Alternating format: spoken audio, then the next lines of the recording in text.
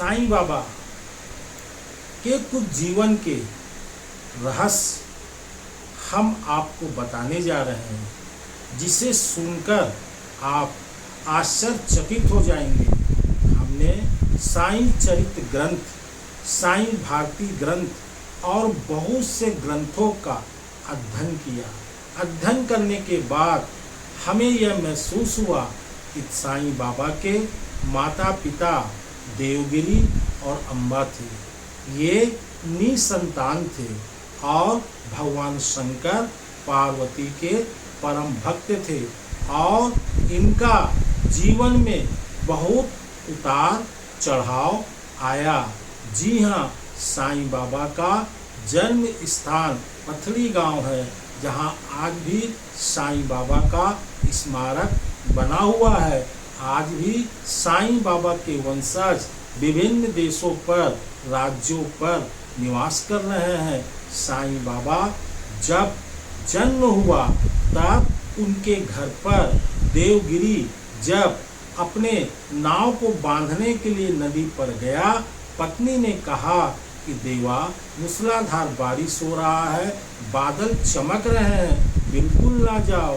तब देवगिरी ने कहा, अगर मैं नहीं जाऊंगा तो कल भोजन किस प्रकार करूंगा। उसने अपनी पत्नी की बात को ना मानकर उस नदी के किनारे नाव को बांधने गया एक वृक्ष पर। हुआ क्या कि मध्यरात्रि में एक बूढ़ा साधु भगवान शंकर बनके उसके घर पहुंचा और बोला, मुझे कुछ रोटी खिलाइए। उस महिला ने उसे तत्काल रोटी खिलाई। महिला आश्चर्यचकित हुई, किसी पड़ोसी को रात के बुलाने का प्रयास की। पीछे का दरवाजा जब खोली तो एक बुढ़िया खड़ी थी, वो स्वयं साक्षात माँ पार्वती थी। तब भगवान शंकर ने कहा, बेटी, हम तेरी परीक्षा लेने आए हैं। तेरे गोत्र में पहला पुत्र होगा जो विश्व में ख्याति प्राप्त करेगा और भरद्वाज गोत्र के नाम से माना जाएगा। इस प्रकार भगवान शंकर और पार्वती वहां से आशीर्वाद देकर अंतर्ध्यान हो गए। पति को सब बात बताया गया। कुछ महीने के बाद प्रवास हुआ। पति ने कहा कि मैं अब घर में नहीं रहूंगा। पत्नी भी उस बच्चे को पेट में जो गर्भ में थी उसे लेकर भ्रमण में निकल पड़ी। रास्ते में प्रवास हुआ और उस बच्चे को छोड़कर पति के वियोग में आगे बढ़ी। एक सूत फकीर, आश्चर्यचकित बात बता रहा हूँ, एक सूत फकीर निसंतान जब बैलगाड़ी में उस मार्ग में निकले तो बैल का पहला पैर पीछे पड़ा। बच्चे की रोने की आवाज आई और उस बच्चे को अपने घर ले गए और घर ले जाने के बाद उसे पाले पोसे। बच्चा जब 8 वर्ष का हुआ तो बहुत उपद्रव गांव में करता था। सबका मालिक एक बोलता था, राम रहीम बोलता था, अल्लाह बोलता था। उस दिन के बाद सूत फकीर जो था वो मृत्यु को प्राप्त हुआ। इस बालक ने बहुत उपद्रव किया। गांव के लोग उस पत्नी के पास और रहना देने आए।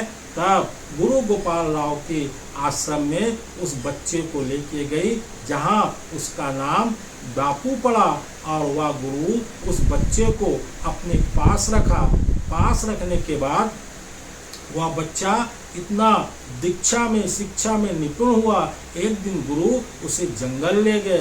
पूरे बच्चों को जलन हो गया कि गुरु आखिर उस बालक को लेकर कहाँ गए, और एक ईंटा फेंक के मारे गुरु ने अपनी योग शक्ति से उस ईंटा को रोका और इस बालक ने अपने कुर्ता को फाड़कर गुरु के माथे पर उसे पट्टी मारा।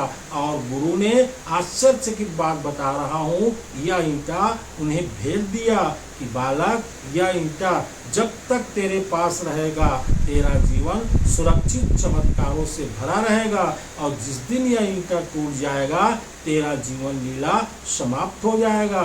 इस प्रकार गुरु से शिक्षा लेकर इन्होंने बाल्यकाल में 13-14 वर्ष की आयु में शिरडी आए और एक नीम वृक्ष के नीचे करीब 3 वर्ष तक रहे। उसके बाद वहाँ से फिर अंतर्ध्यान हो गए।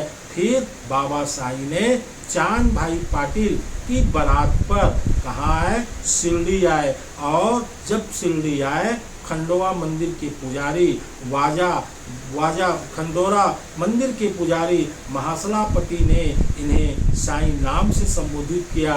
तब से इनका नाम साईं बाबा पड़ा। आज भी खंडोवा मंदिर में बाबा का वह स्थान, वह बरगद का वृक्ष विराजमान है, वह नीम का वृक्ष भी विराजमान है। यह आश्चर्य घटना अगर आप सुनेंगे, मनन करेंगे, अध्ययन करेंगे तो आपके जीवन में साईं बाबा नई तरंग, नई शक्ति, नई ऊर्जा देंगे और आपकी सभी प्रकार की मनोकामनाएं पूरी कर देंगे। आपको यह वीडियो अगर अच्छा लगता है इसे लाइक करिए, शेयर करिए और नीचे लाल बटन को जरूर दबाइए।